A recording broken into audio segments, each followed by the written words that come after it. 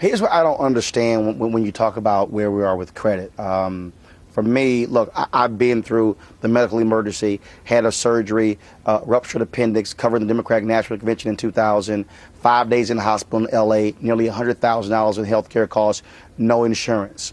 And so eventually I had to file for bankruptcy, almost lost my home as well. So I've been through the whole deal.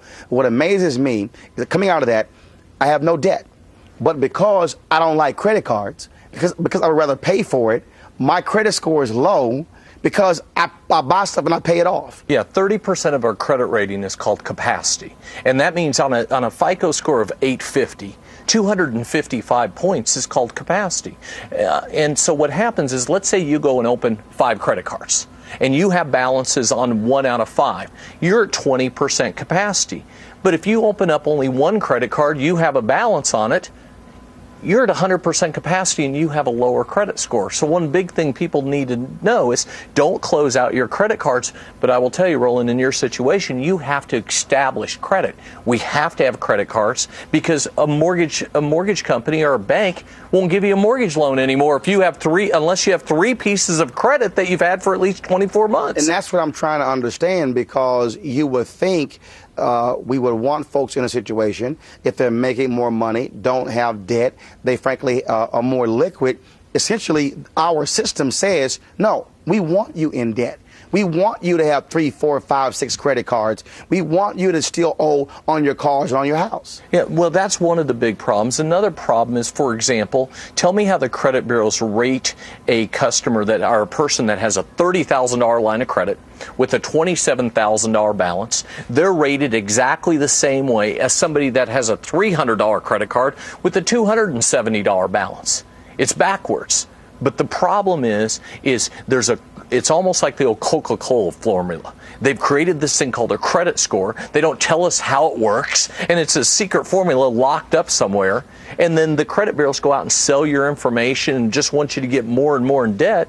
And, you know, one of the big problems is when the kids walk onto a college campus, and before they make it to the bookstore, they have a free T-shirt and a $5,000 credit card. And that's the college. I was actually got a tweet from Terry McMillan, the book author, and her son, they received a credit card and a $1,000 line of credit at the age of 14. And when he turned 18 and graduated from high school, they raised it to $7,500. She shut the card off. Yeah. A high schooler. And that's what's happening. They change your credit card laws at 21. But the problem is if you're 21 and you don't establish any credit till you're 25, you're not going to buy a home. You're going to have difficulty getting student loans. So we live in this vicious circle, and we have to have a credit score, but most people don't understand it, and so that's where a lot of the problems are. Is it also a situation where you have all of these changing rules in different companies, and so knowing when something is due, how much to pay? I mean, I've had some financial advisors say, don't pay a balance off every month, only pay some of it. What actually makes sense to sort this whole thing out? Hey, you always want to pay off your credit cards every month, but here's what happens. If we go pull money out and use our debit card, it comes out of the bank within 2 seconds.